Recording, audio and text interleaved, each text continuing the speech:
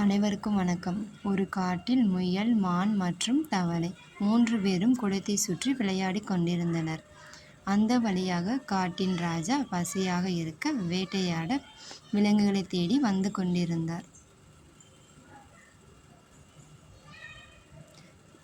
சிங்கம் வருவதைக் கண்டு தவளை குளத்தில் குதித்தது. முயல் புதரில் போய் ஒளிந்து கொண்டது. மான் ஓடியதை பார்த்து சிங்கம் துரத்த ஆரம்பித்தது. மான் வேகமாக ஓட ஆரம்பித்தது. வேடனால் வைக்கப்பட்ட கூண்டின் வலையில் சிங்கம் மாட்டிக்கிட்டது. கர்ச்சிக்க ஆரம்பித்தது.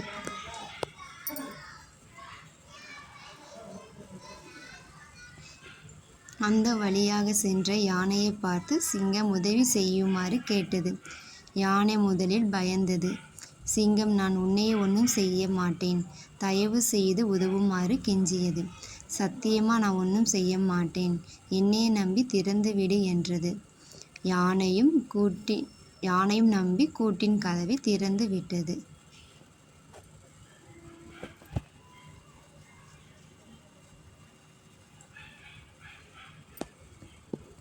சிங்கம் வெளியே வந்ததும் யானையின் மீது பாயத் தொடங்கியது.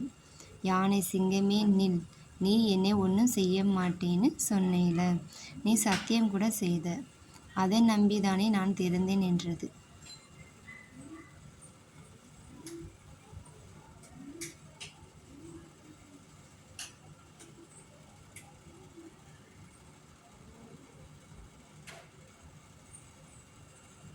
சிங்கம், அது எல்லாம் எனக்கு தெரியாது, வயிறு பசிக்குது என்றது. உடனே யானை சொன்னது, நீ பண்ணுறது சரின்னு யாருன்னு 3 பேர் சொன்னாங்கன்னா நீ என்னை சாப்பிட்டுக்கோ, இல்லை என்றால் நீ என்னை சாப்பிடக்கூடாது என்றது யானை.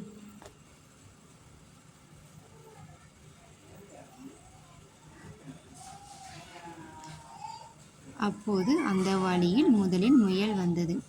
யானை நடந்ததை கூறியது. முயல் சிங்கத்திற்கு பயந்து சிங்கத்தின் மீது இருக்கும் தவறை கூறினால் நம்மளை சாப்பிட்டுவிடும் என்று பயந்து யானை மீது தவறு இருப்பதாக கூறி முயல் சென்றது.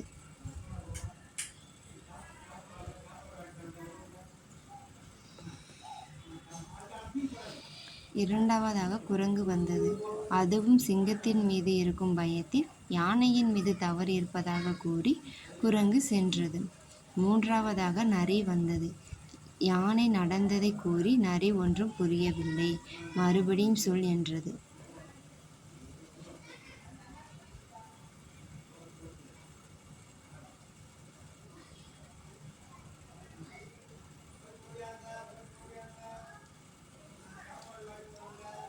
யானை மறுபடியும் கூற நரி புரியவில்லை என்றது. சிங்கத்திற்கு கோபம் வந்தது. வயிறு பசிக்குது, என்ன செய்வதென்று தெரியாமல் கூண்டின் உள்ளே சென்றது. நரி கூண்டின் கதவை மூடி தாழ்பால் போட்டது. சிங்கம் மறுபடியும் கத்தியது. யானை நரிக்கு நன்றி சொல்லியது.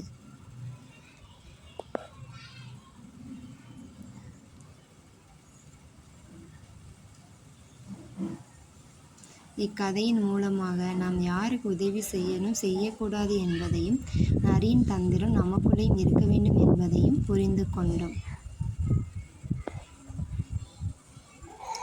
விதை விதைத்தவன் வினையை அறுப்பான். நன்றி.